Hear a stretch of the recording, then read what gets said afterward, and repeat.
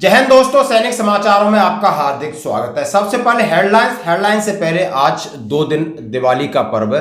सैनिक जीवन चैनल की तरफ से आज सभी व्यूअर्स हैं उनके परिवार को दिवाली की शुभकामनाएं। तो दोस्तों खबरें करते हैं विस्तार से। सबसे पहले हेडलाइन, बिना डीए एरियर के पेंशन क्रेडिट आज कर लेना चेक।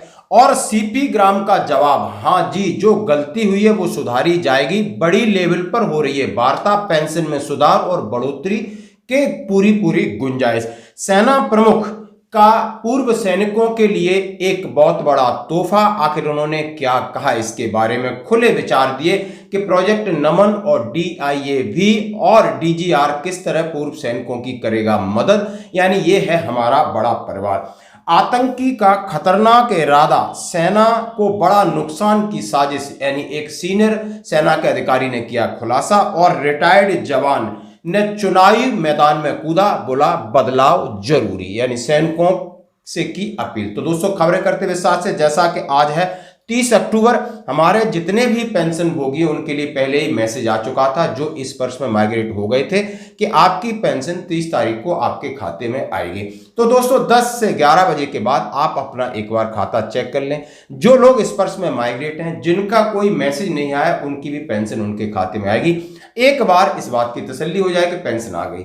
बात DA-DR को लेकर पहले से ही इतनी असमंजस की स्थिति थी और उन्होंने बढ़ा दिया।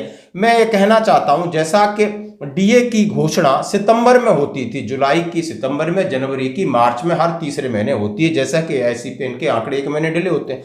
लेकिन इस बार सरकार ने सितंबर में लगातार कैबिनेट बैठक हुई, अक्टूबर में हुई, उन्होंने निराश किया और जाकर के इसकी अधिसूचना 21 अक्टूबर को वित्त मंत्रालय से जारी हुई।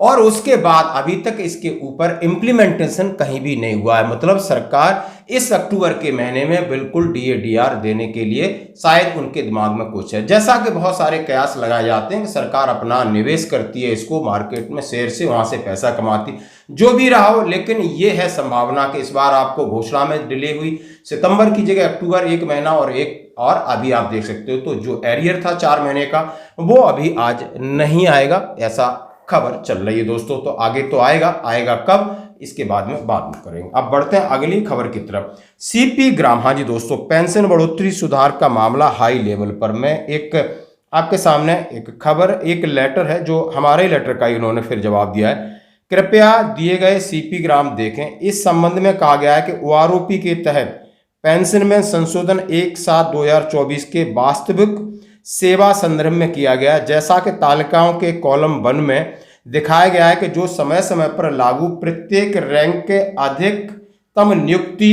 अवधि परिपत्र सर्कुलर 555 के अपेंडिक्स X के अधीन है, जो कि 30/5/98 से नौसेना और सेना में पूर्व सूबेदार मेजर, मानद यानी ऑनरी लेफ्टिनेंट और कैप्टन और समकक्ष के लिए नियुक्ति की अधिकतम जो सर्विस है 30 वर्ष है। इसलिए OROP के तहत पेंशन की संशोधित दर 1 जुलाई 2024 से मौजूदा प्रावधानों के अनुसार उचित है।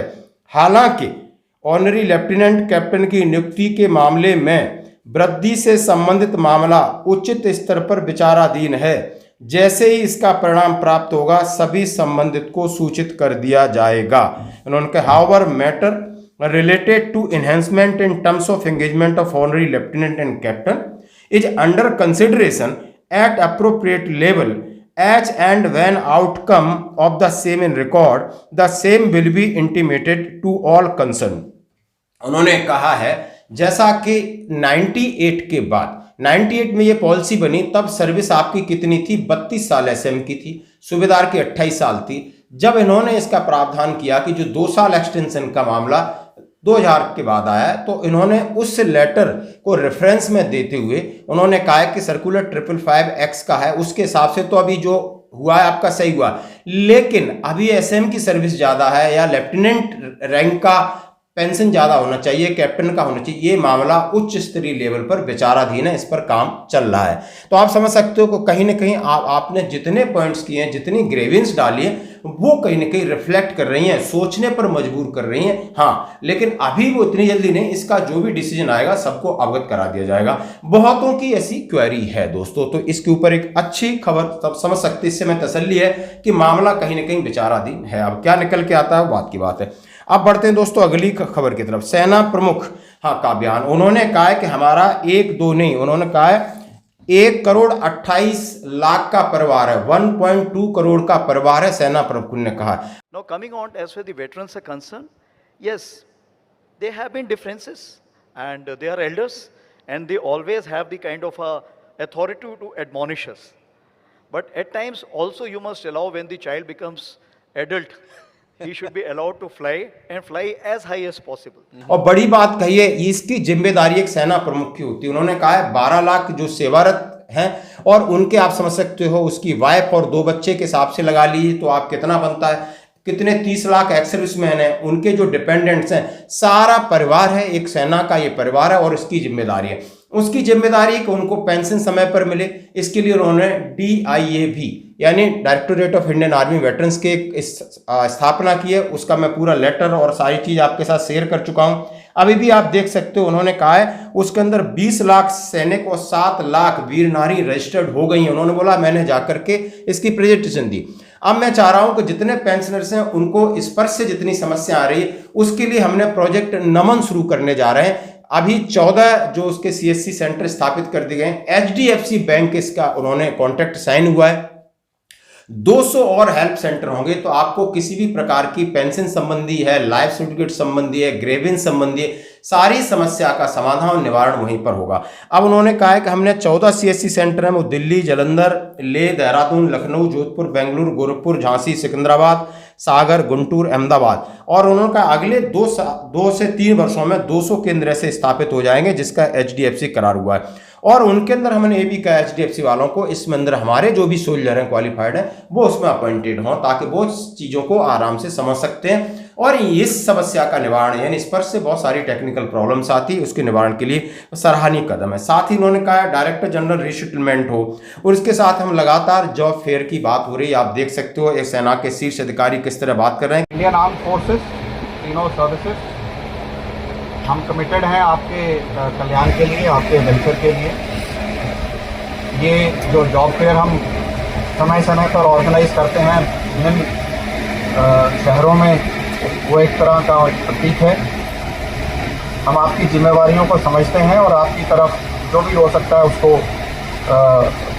आपके जीवन को अच्छा बनाने का जो प्रयास है उसको जारी रखते हैं। कि हमारी ये जिम्मेदारी बनती है कि आपका जो सेकंड कैरियर है उसका वो आप अच्छी तरीके से आपको कहीं जॉब मिले और अपने बच्चों के साथ अच्छी तरह। इसलिए आपने जयपुर में एक जो जॉब फेयर है इसकी मैं आपके साथ एक तस्वीर साझा कर रहा हूँ। यहाँ पर lieutenant general BS Bandra South Western Command job fair है, एक्स सर्विसमैन, वहाँ पर 30 कॉर्पोरेट सेक्टर ने भाग लिया और हजारों जवानों को रोजगार मिला। तो दोस्तों ये थी बड़ी पहल। अब पढ़ता हूँ आतंकियों का खतरनाक इरादा, सेना को बड़ा नुकसान पहुंचाने की कवायद, यानी मेजर जनरल साहब। और जैसा कि आप इंटरव्यू दे रहे हैं, आप देख सकते हैं नवभारत टाइम्स से, उन्होंने कहा है आतंकियों का इरादा बहुत बड़ा था। तरह से आम थे, उससे हमको यकीन है कि ये आए थे कोई बड़ा काम करने। और पिछले कुछ दिनों से ये लगातार खबर आ रही थी और इन्होंने कई जगह ट्वीट भी किया था टेररिस्ट ऑर्गेनाइजेशंस ने कि वो कुछ बड़ा करके दिखाएंगे। इरादे से आता है कोई गलत काम करने के तो हमको तुरंत खबर आती है। और ये जब डिटेक्ट हुए थे लोग उस इलाके में तो गांव की तरफ से हमको तुरंत खबर आ गई थी, इसीलिए जो रिएक्शन था वो बहुत जल्दी हुआ। इस दौरान उन्होंने कोशिश करी, वो जिस पर्पस के लिए आए थे वो पर्पस नहीं हो पाया उनका, लेकिन कोशिश करी कि वो हमारे कॉन्वॉय पे कुछ फायर करेंगे, लेकिन हमारे ड्राइवर्स और QRT की सूझबूझ से कोई नुकसान नहीं हुआ और तुरंत QRT ने तैनात होकर इनको अपने उसी इलाके में पिन डाउन कर दिया और वहां से हिल नहीं पाए ये।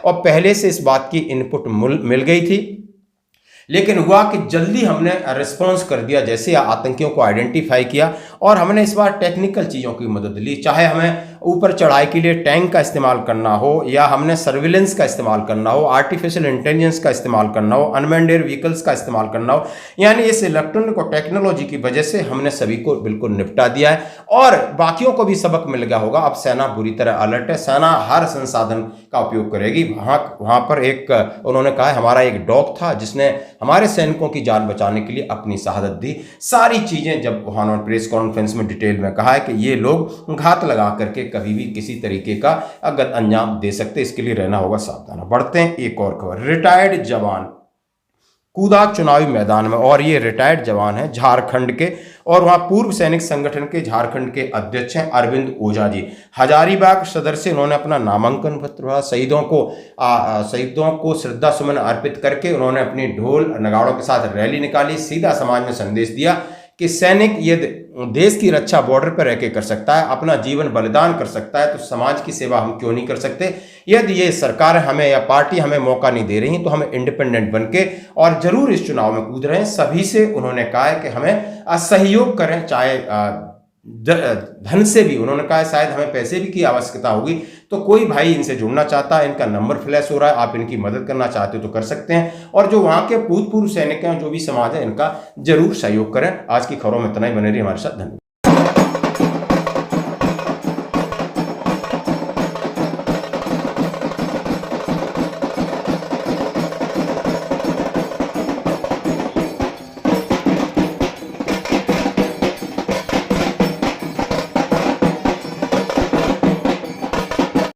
खुश तो बहुत हूँ, क्योंकि मेरे साथ में वो लोग हैं जिन्होंने वहां पर जो देश की रक्षा की है सरहदों पे, और यहाँ पर अब कचरा साफ करने के लिए मेरे साथ में चल पड़े हैं। और मुझे यकीन है कि हम लोग कचरा साफ करने में जरूर सफल होंगे। देखिए, मुद्दा का कोई कमी नहीं है, यहाँ तो मुद्दा ही मुद्दा है। कारण ये है कि युवा लोग का जो एग्जाम वो कैंसिल पे कैंसिल हो रहा है, उसमें भी भ्रष्टाचार। बताइए, ये युवा जो है, मैं भी एक युवा रहा हूँ, मैं उनका दर्द को समझता हूँ। बताइए, जो बंदा अगर 5 साल का गलत सरकार अगर आ जाता है तो 5 साल जो है वो बंदा को इंतजार करना पड़ता है। ठीक है, आज रद्द हो रहा है, फिर 2 महीने बाद में एग्जाम हुआ, 2 साल के बाद में फिर वो भी रद्द हो गया। तो ये जो है, और उसके बाद में जो है यहाँ पर हर एक चीज जो है, शिक्षा, स्वास्थ्य, उसके बाद में हर एक सरकारी महकमों में पूरा दलाली खुलेआम चल रहा है, और उसको सब देख रहे हैं। मुकद्दर से क्या जनप्रतिनिधि है, क्या समाज सेवी, सब देख रहे हैं। इसलिए हम लोग को मैदान में आना पड़ा। अरे बताइए, हम लोग जो है रिटायर जब होते हैं तो रिटायर ऐसे ही थोड़ी होता है। जो सेना में जाता है या तो शहीद होता है या तो रिटायर होता है।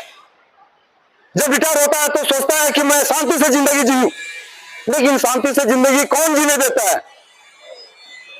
मैं वही शांति से जिंदगी खुद जीऊंगा और यहाँ की जनता को भी वैसे ही जिंदगी दूंगा। कुछ नहीं, मुझे विश्वास है, ये चुनाव मैं नहीं लड़ रहा हूं, ये जनता लड़ रही है, ये भाई लोग लड़ रहे हैं। क्योंकि हमारे पास में इतनी औकात कहाँ कि मैं उनका मुकाबला कर सकूं। वो जो सरहद पे हैं जो जवान, वो डोनेशन दे रहे हैं, ये पूर्व सैनिक है, वो डोनेशन दे रहे हैं। अभी मैंने पानी पिया, वो पानी का कोई लेके आए हैं। मेरे पास में इतना औकात नहीं है। 35,000 पेंशन आता है, उसी से नमक तेल भी में खत्म हो जाता है, महीना के आखिरी में खत्म हो जाता फिर। लेकिन मैं कोई नौकरी ना करके, मैं 5 साल से मैं यही बदलाव के लिए मैं लड़ रहा हूं और आगे भी लड़ूंगा। जब तक सांस है तब तक अरविंद ओझा कहीं दूसरा तरफ नहीं जाएगा। मंदिर सेवा आखिरी सांस तक करेगा, इतना विश्वास दिलाता हूं। भारत माता की जय! भारत माता की जय! भारत माता की जय! वंदे मातरम! वंदे मातरम! वंदे मातरम! हमारी एकता बनी रहे! हमारी एकता बनी रहे! हमारी एकता बनी रहे!